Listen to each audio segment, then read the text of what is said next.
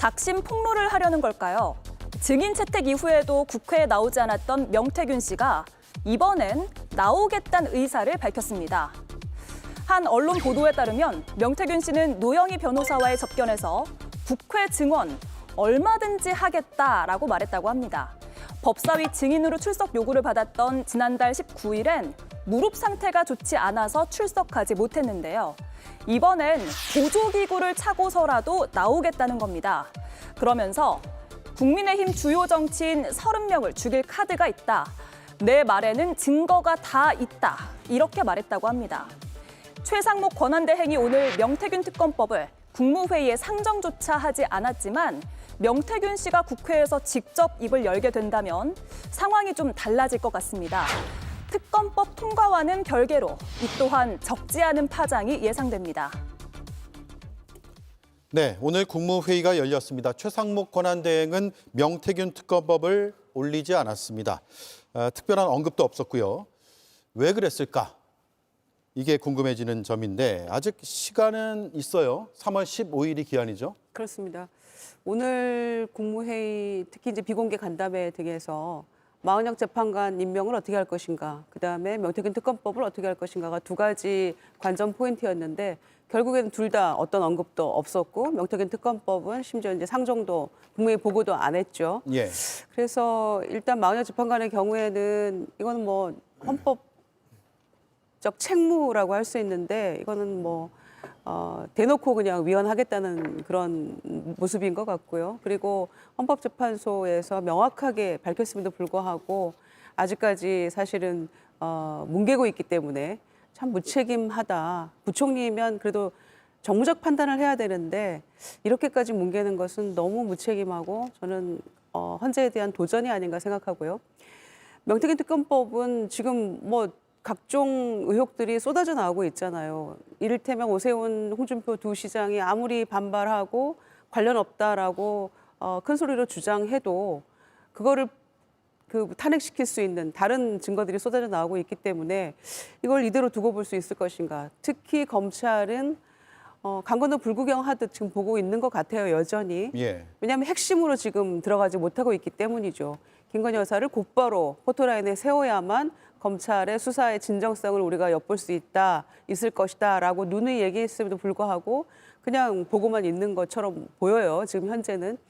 그래서 이 특검법이 반드시 필요하다는 것인데 제가 보기에는 미룰 수 있을 때까지 미루는 것 같습니다. 15일까지 이제 기한인데 정말 빨리 공포해줬으면 좋겠는데 그대로 미룰 수 있을 때까지 미루면서 어쩌면 대통령 탄핵 심판 선고일 이후까지가 될 수도 있어요. 시점으로 봐서는 11일이나 14일에 선고를 한다고 치면 예. 15일까지니까 그런 점에서 미룰 수 있을 때까지 미뤄보자라는 심산인 것 같기도 하고 또 한편으로는 한덕수 총리에 대한 탄핵이 기각될 수도 있다라는 어떤 그런 기대를 가지고 한 총리에게 미뤄볼까라는 마음도 동시에 공존하는 것 같습니다. 예.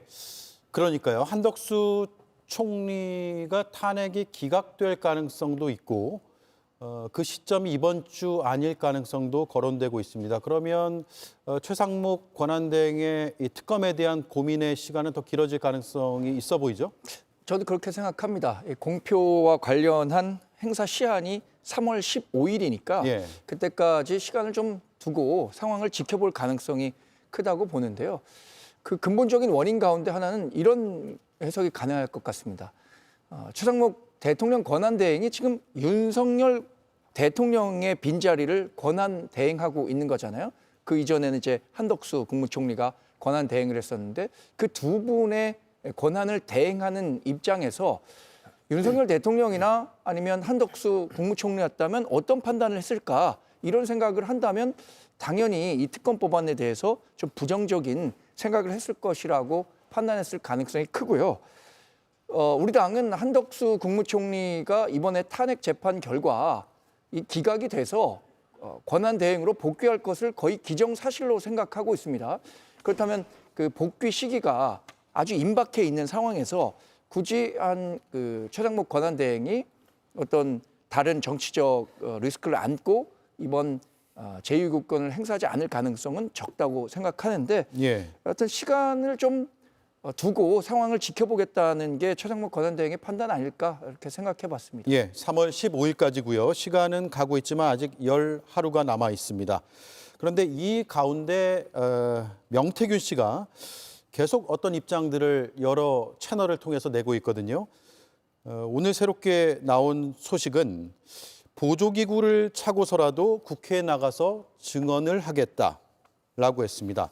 지난 내란 국조특위 마지막 청문회 때는 명 씨가 건강 때문에 내가 못 나간다 이렇게 밝혔는데 불과 10여일 만에 입장이 바뀌었어요. 네, 계속 그 본인의 입장을 빌드업하고 있는 것 같습니다. 그러니까 처음에는 특검법을 반대하는 사람들이 나오면 그 사람과 본인이 어떠한 정치적인 거래를 했고 내가 명태균 씨가 그 정치인에게 어떤 도움을 줬는지를 폭로하겠다 이런 얘기로 했었는데 이후에도 그거에 대해서 아무런 변화가 없자 지금 장외 여론전을 더 강화하면서 일단 검찰을 압박하는 것이고 예. 검찰 압박을 넘어서 특검법을 통과를 하는 것에 더 압박을 가하기 위한 것으로 보입니다. 근데 이면에는 내면에는 저는 이것도 보이는 것 같아요. 사실 요새 상황을 보면 너 죽고 나 죽자 이런 형태이지 않습니까? 사생결단식으로 계속 얘기를 하고 있는 건데 이것은 결국 곧 자기가 살 국리를 계속 찾고 있는 하나의 방편 아닌가 싶고요. 그 이전에, 그러니까 계엄 이전에 있었던 구속 전에 많은 전방위 로비를 통해서 본인의 구명 로비를 했던 것도 이제 드러나고 있지 않습니까? 그런 구명 로비가 물밑에서 구명 로비가 성공하지 못하고 그리고 계엄이 나고 국회의 모든 정치인들이 본인을 사기꾼 취급하고 이러기 때문에 장외 여론전과 검찰을 압박하고 특검법을 더 압박하기 위해서 자기가 가질 수 있는 모든 것을 다 걸겠다 이런 취지로 오늘 얘기한 것으로 저는 이해가 됩니다. 예, 일종의 여론전에 나선 것으로 볼 수 있다. 김용남 의원은 어떤 생각입니까? 일단 명태균 씨가 작년 9월 5일부터는 완전히 전국을 들썩들썩하게 만들 정도로 초미의 관심을 받다가 12월 3일 밤에 계엄이 선포된 다음부터는 좀 잊혀졌습니다. 예. 그러다가 최근 들어서 다시 부각이 되고 있는데 지금 구속되어 있기 때문에 불구속인 상태처럼 뭐 활발하게 언론 접촉을 하거나 소셜 미디어를 통해서 이런저런 얘기를 하기는 상당히 힘든 상황임에도 불구하고 명태균 씨가 이렇게 국회 출석 여부나 아니면 가끔 변호인을 통해서 내놓는 메시지를 통해서 다시 전국적인 관심을 조명받게 된 가장 큰 이유는 제가 보기엔 검찰 수사에 지연해 있다고 봅니다. 예. 왜냐하면 이런저런 의혹들이 그동안 많이 쏟아졌는데 검찰 수사가 제대로 결과로 뭐가 나온 게 없어요. 그러다 보니까 국가의 공식적인 수사기관의 어떤 확인은 없고 명태균 씨는 이런저런 이야기나 증거를 하나둘씩 릴리스하면서 다시 본인이 어떤 주도권을 쥐고 지금 나가고 있는 형국이 되고 있는데 어쨌든 명태균 씨는 범죄 혐의로 지금 구속돼서 재판을 받고 있는 상태고 또 추가로 기소될 수 있는 혐의가 많은 상태입니다. 예. 그렇기 때문에 어떤 범죄 혐의를 받고 있는 사람의 입에만 의존할 게 아니고 지금까지 확보된 증거 다 확보가 됐잖아요. 이른바 황금폼 세대의 USB까지 검찰이 다 확보를 했기 때문에 신속하게 수사 결과를 검찰이 한 발짝 먼저 내놓는 게 필요한데 그게 안 되다 보니까 명태균 씨가 본인이 주도하게 되는 상황이 만들어지는 것 같습니다. 예, 범죄 혐의자의 입에 의존하는 상황까지 오게 된 것은 검찰의 늑장 수사도 원인이 있다라는 건데, 그러니까 어디까지 믿어야 될지 모르겠어요. 그 신빙성 여부에 대해서 명 씨가 지금 주장하고 있는 게 새롭게 주장하는 것이 정치인 30명을 죽일 수 있는 카드가 있다라고 주장까지 하고 나섰습니다. 30명이라는 숫자까지 특정을 했고요. 이렇게 숫자를 정확히 밝힌 것은 이번이 처음으로 보이는데 거기에 더해서 전부 증거가 있다 이런 이야기까지 하고 있어요. 어느 정도의 신빙성을 봐야 될까요? 저희가 다 경험했듯이 명태균 씨가 잘한 건 없습니다. 지금 여론조사 조작하고 이런 거는 명백히 불법적인 것이고 잘못된 일이죠. 그런데 명태균 씨가 얘기했던 것 중에서 약간의 과장이나 이런 건 있지만 실제로 결국에는 증거로 드러나고 대체로 사실인 거를 저희가 다 목도하고 있어요. 그래서 아마 거짓은 아닐 것이다 이렇게 생각하는데 지금 보니까 작년에 이 사건이 이제 처음 불거졌을 때 그때 명태균 리스트가 한 27명 정도가 나와서 저희가 이제 그때 또 얘기를 한 바가 있었는데 예. 30명이면은 거기에 플러스 알파이거나 아니면 또 다른 명단이 뭐 뭔가 교집합이 될 만한 것들이 있을 수 있겠죠. 그래서 이제 그 명단만 이렇게 나온 바가 있었는데 지금은 30명을 죽일 수 있는 카드가 있다라고 얘기를 하고 있잖아요. 그러니까 그 카드라는 거는 명확하게 짚어서 죽일 수 있는 카드, 증거가 있다는 얘기 아니겠습니까? 그러니까 그거를 굉장히 저는 상당히 신뢰할 만한 이야기라고 생각합니다. 왜냐하면은 당사자들이 반발해도 증거로서 얘기를 하고 있기 때문에 그거를 무시할 수는 없다고 보거든요. 그러니까 본인이 도와주고 고맙다고 해도 지금 모자랄 판에 막 본인을 사기꾼, 잡범, 뭐 돈이나 바라는 그런 식으로 취급한 데 대해서 굉장히 지금 그 자괴감에 빠져 있고 거기에 네. 대해서 배신감, 분노가 큰 것 같아요.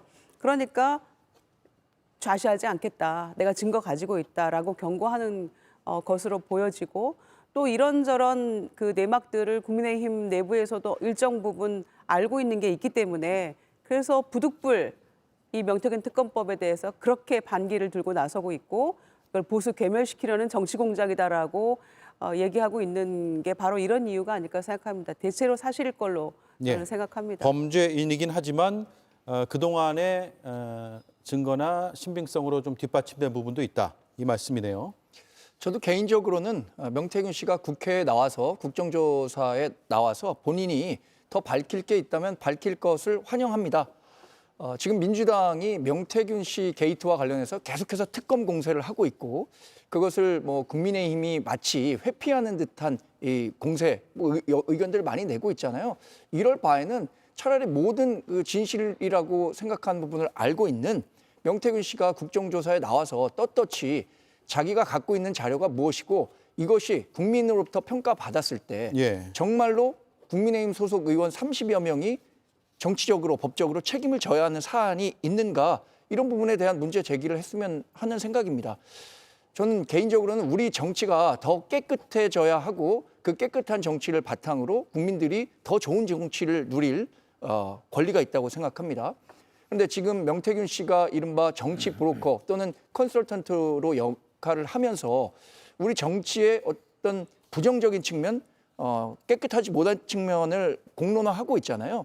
이번 계기를 통해서 과거 구태 정치와 이별할 수 있다면 그런 계기가 되는 좋은 재료가 될 수 있다고 생각하고요. 저는 지금으로서는 명태균 씨가 얘기하는 30여 명의 정치 생명을 끊을 수 있다라고 하는 부분들은 본인의 생각일 뿐이지 그게 실제로 그 사람들 연루된 정치인들의 정치 생명을 끊을 정도의 파괴력을 갖고 있을 것 같다고는 생각하지 않습니다. 예. 명태균 씨 측은 계속해서 오세훈 서울시장을 구체적으로 언급하고 있거든요. 조기 대선이 이뤄진다면 꼭 출마하고 완주하라 이런 이야기까지 방송 인터뷰에서 하고 있는데 일단 듣고 나서 논해보죠. 오세훈 시장님께서 이 부분에서 뭐 명태균 씨에 대해서 사기꾼 뭐 이런 취지의 말씀을 하시는데 예. 이로서는 도움을 받으셨는데 왜 그렇게까지 진술하시는지 잘 모르겠습니다. 어떤 일이 있더라도 조기 대선 꼭 출마하시고 중간에 드랍하지 않으셨으면 좋겠다. 예. 윤재관 의원님 어떤 네. 의미로 들립니까? 명태균 씨가 최근에 한 말 중에 시골에서는 잔칫날 돼지를 잡는다 이런 얘기를 했었죠. 정치권에서 제일 큰 잔칫날은 이제 대선일 것이고 그 대선을 계기로 해서 오세훈 씨의 그 민낯을 그대로 까발리겠다라는 취지의 얘기를 최근에 한 바 있습니다. 그러한 취지로 이해하면 딱 적당할 것 같고요. 특히나 이제 오세훈 씨와 관련돼서 오세훈 씨가 그동안 계속 해명해 왔던 것들이 사실이 아님을 아주 구체적인 내용까지 거론하면서 얘기를 하고 있죠.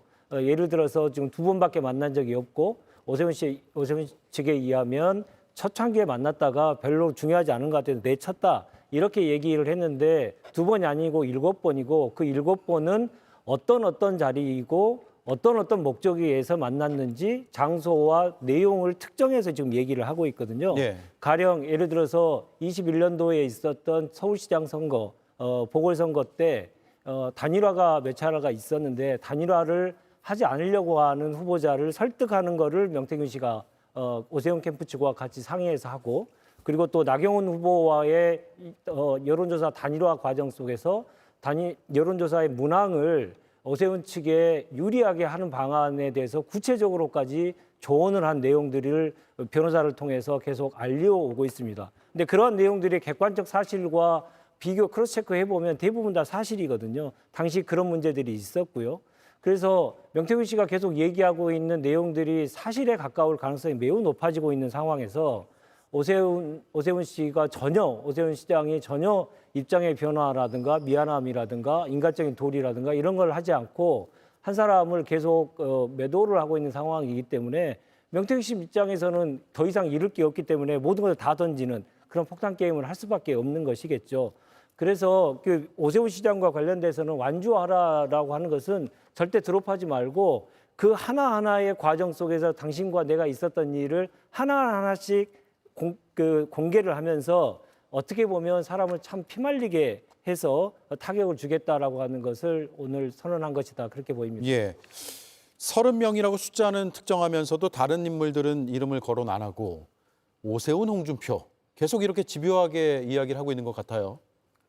우선은 뭐 다른 정치인들보다는 그 대표적으로 두 사람이 일단은 대권 주자로 지금 거론이 되고 있잖아요. 그리고 당장 그러니까 선거를 치러야 되는 입장이고 전국적인 인지도나 뭐 지명도도 워낙 높은 정치인들이고요. 그리고 이유를 찾자면 오세훈 시장은 2021년 4월 7일 날 있었던 서울시장 보궐선거에서 뭐 명태균 씨의 주장에 의하면 자기 도움을 받아서 당선이 됐는데 그 이후에 배신했다. 예를 들어서 당시 원외로 국회의원이 아니었던 김영선 전 의원 같은 경우에 서울시장이 임명권을 갖고 있는 SH 사장 같은 데 임명해 줬으면 좋았을 텐데 딴 사람을 임명했다. 뭐 그리고 당선 이후에 어떤 보답 내지는 돌보지를 않았다는 측면에서 배신감을 많이 느꼈던 것 같고요. 예. 홍준표 시장과 관련해서는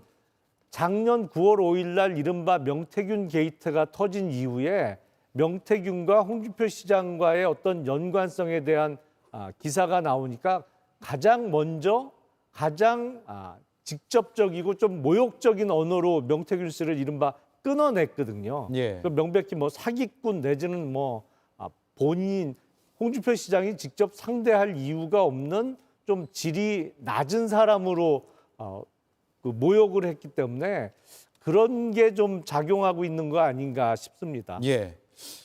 정치적인 보답을 하지 않았고 무시했다. 예. 예.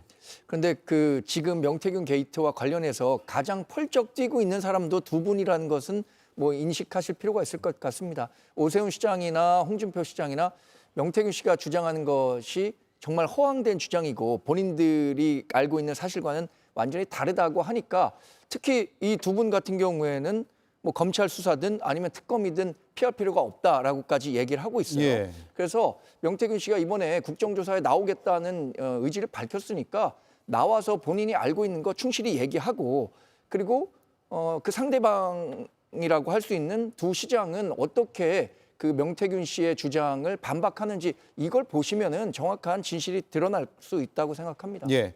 서울중앙지검의 수사 상황을 좀 짚어보면 내일부터 이틀간 강혜경 씨 등을 참고인 조사하기로 됐다라는 기사가 나가고 있고요.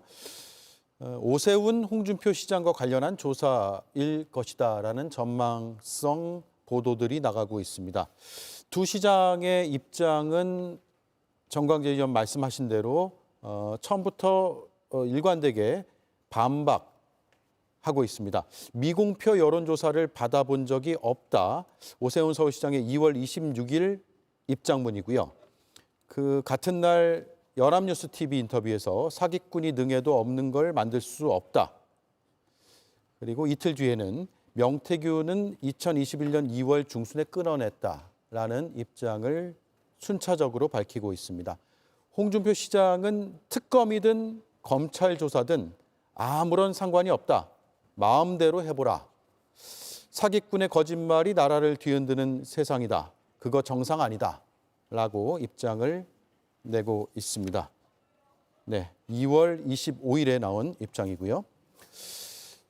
네, 명태균 씨 얘기는 여기까지 해보고요. 오늘 금감원 관련 소식이 뉴스로 주목을 받았는데 삼부토건 주가 조작 의혹을 금감원이 포착하고 그 규모가 100억 원대 시세 차익이라는 의혹에 대한 조사를 하고 있다라는 내용입니다. 곧바로 민주당이 입장을 냈는데요. 특검으로 밝혀야 된다. 김건희 여사의 연루 의혹에 대한 입장입니다. 다시 특검을 해야 한다는 그 필요성을 강조했습니다. 금감원의 이번 조사가 궁극적으로는 김건희 여사 혹은 멋쟁 해병이죠. 이종호 씨의 그 3부 체크해봐라라는 그 이종호 씨의 의혹과 연관성이 있다고 보시는지 의견들을 한 번씩 들어보죠. 김희정 의원님. 역시 정권이 저물어 가니까 하나둘씩 진실이 밝혀지고 있다고 봅니다, 저는. 그러니까 금감원에서 한국거래소에서 이 이상 징후를 발견하고 작년 10월에 금감원에 얘기를 했는데 이제서 이게 이제 보도가 되는 거 아닙니까? 예. 그러면 지난 4, 5개월 동안 금감원은 도대체 무엇을 했단 말입니까? 그래서 당시에 그 멋쟁 해병 단톡방에서 3부 체크하고 이런 얘기 나왔을 때 국회에서 국민의힘이 뭐라고 얘기했습니까? 3부가 골프 3부라는 그런 말도 안 되는 이야기로 국민을 기만했지 않습니까? 예. 그래서 당장에 또 군에서 그 골프 3부 없다. 군에서는 예, 3부 골프라는 게 이제 골프 야간 골프로 얘기하는 그렇죠. 거죠. 예. 그래 없다고까지 얘기를 했는데도 이제 굳이 이제 뭐 부인하면서 이게 골프 얘기였다 이렇게 우겼던 그런 기억도 나는데요.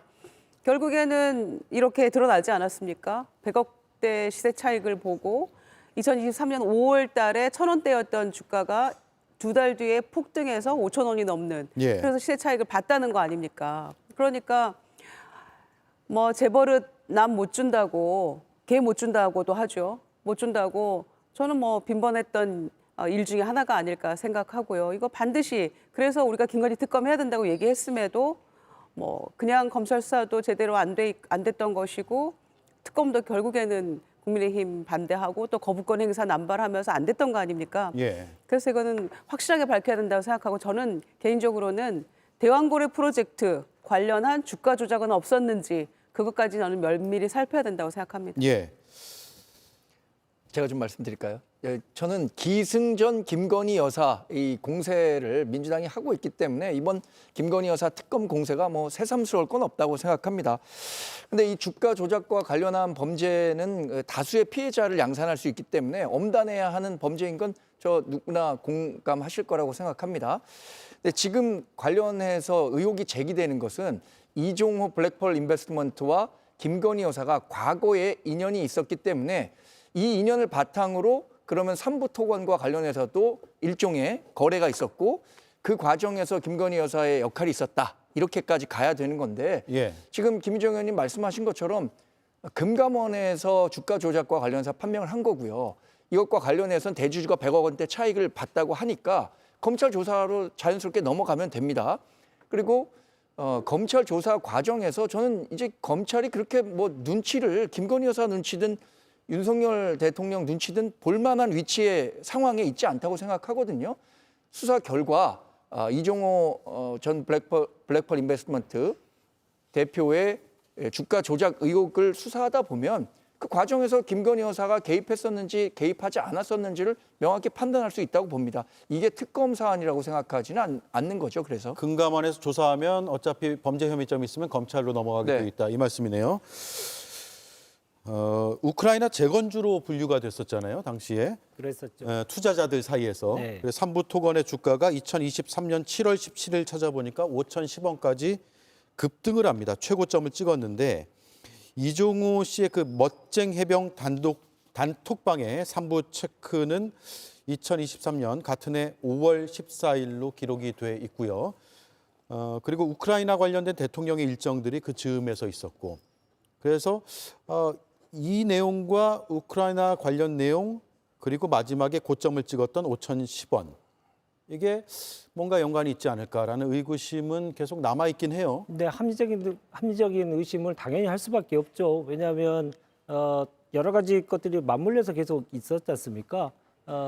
예를 들어서 그런 카톡에 문자가 오고 가고 했던 사실이 알려지고 그 다음 날 우크라이나 영부인이 김건희 여사를 예방을 하게 되고 그리고 그 다음 날 추경호 부총리가 우크라이나 부총리를 만나서 경제적으로 현금을 지원하는 협정을 체결하게 됩니다. 근데 그렇게 되니까 시장에서는 당연히 우크라이나 재건주 그리고 특히나 권력이 미는 재건주로 낙인이 찍히면서 좋은 쪽에 낙인이 찍히면서 그냥 폭등을 하기 시작한 거죠. 주가로 예. 보면 그 과정을 보면 너무나 말도 안 되는 일인데 이번에 2월 25일 날 삼부토건이 법정 관리를 신청했습니다.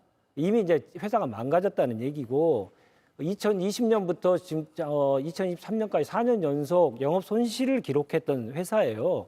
그런 회사가 갑자기 거래량이 270배 뛰고 1,000원 하던 주가가 5,000원까지 뛰는 거는 합리적으로 어떻게 설명이 되겠습니까? 그래서 그런 내용들에 대해서 한국거래소가 이상거래의 시스템에 의해서 잡혀 있는 것을 계속 누른 거 아닙니까? 그러다가 지금 계속 누르다가 정권이 바뀌고 이게 밝혀지고 되면 이복훈 금감원장이 직권남용 혐의로 걸릴 수도 있는 그런 상황까지 벌어졌다고 판단하고 더 이상 누를 수 없어서 이게 대외적으로 공표된 것이다. 그렇게 보일 수밖에 없는 것이죠. 예. 그래서 너무나 한가하게 아니 다음에 검찰에 가서 수사하면 될 거 아니냐 이렇게 얘기하시는데 이렇게 권력형 비리 사건이에요.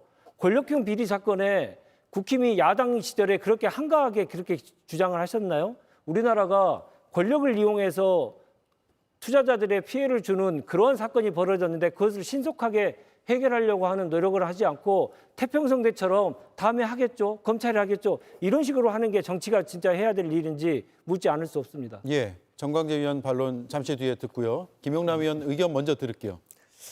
일단 이 삼부토건의 주가 흐름은 영부인과 대통령 그리고 대통령의 측근의 행적과 정확하게 일치합니다. 예. 그러니까 도이치모터스 주가 조작 사건의 주포였던 이종호 씨가 내일 3부 체크하고라는 메시지를 올렸을 때가 2023년 5월 14일 그날이 일요일입니다. 그러니까 월요일 장 시작하면서 주가 체크하라는 얘기였는데 공교롭게 그날이 앞뒤로 상당 기간 동안 최저점을 찍은 날이에요.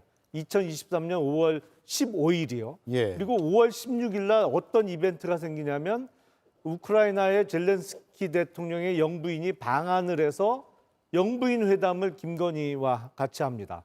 그리고 나서 그때부터 주가가 꿈틀대면서 움직이기 시작하는데 나중에 제 기억엔 폴란드로 기억하는데 폴란드에서 열렸던 우크라이나 종전 이후에 재건을 논의하는 회의에 당시 원희룡 국토부 장관과 함께 삼부토건의 대표이사가 그 회의에 참석하면서 꿈틀대고 예. 또 윤석열 대통령이 2023년 아마 7월쯤이었던 거로 기억하는데 폴란드를 방문했다가 극비에 우크라이나를 비밀리에 방문하면서 이제 그게 기사가 나잖아요. 그러면서 삼부토건이 이제 최고점을 찍었거든요. 근데 그때 재정 상태로 봐서 삼부토건이 우크라이나 종전 이후에 재건 사업의 주도 업체가 되기도 힘들 뿐만 아니라 무엇보다도 그때 우크라이나가 전쟁 끝나면 재건에 뭐 몇천억이 소요된다라는 기사들이 많이 나오면서 삼부토건이 그 가장 큰 수혜를 볼 것처럼 기사가 많이 났는데 문제는 우크라이나에 돈이 없다는 거예요. 네. 그러니까 그 재원에 대한 아무런 근거도 없이 호재성 기사가 나오면서 삼부토건이 5배 이상 급등했거든요. 근데 종전 재건 사업에 참여한다고 하더라도 이건 인위적으로 누가 세력이 주가를 끌어올리지 않으면 이렇게 5배 이상 올라갈 수는 없습니다. 그래서 작년부터 제가 이거는 주가 조작의 냄새가 많이 난다고 했는데 금감원이 사실은 이 주가 조작과 관련한 의혹이 본격적으로 제기된 게 작년 7월부터인데 이제서야 이제 주가 조작이 있었던 것 같다라는 결과를 내놓기 시작한 거죠. 예. 정권이 바뀔지는 모르겠으나 바뀔 때쯤 되니까 움직이기 시작했다라는 데 대해서는 세 분은 거의 비슷한 생각이시고 정강재 위원 반론하시죠. 아까 글쎄 모르겠어요. 예, 검찰 금감원이 예. 일을 안 했다고 할 수 있는 건 아니잖아요. 어쨌든 금감원이 조사 결과 주가 조작 혐의가 있다라고 판단을 했으니까 본인의 역할을 등한시했다고 보기는 어려울 것 같고, 그리고 모든 그 수사에는 절차가 있는 거거든요. 그래서 사법 시스템이라는 게 존재하는 거고 절차에 따라서 움직이는 겁니다. 근데 모든 문제들을 다 이렇게 특검 만능주의로 해결한다는 것 자체가 기존에 갖고 있던 사법 시스템을 무시하는 행동이잖아요. 지금 예단을 갖고 검찰이 조사해도 김건희 여사에게까지 안 갈 것이다라고 얘기하는데, 김건희 여사에까지 안 갈 것이다라고 하는 상황이 굉장히 많이 바뀌었다고 생각합니다. 네. 저는 지금으로서는 검찰이든 금감원이든 김건희 여사에게 총구를 겨누지 않을 이유가 없다고 생각하고요.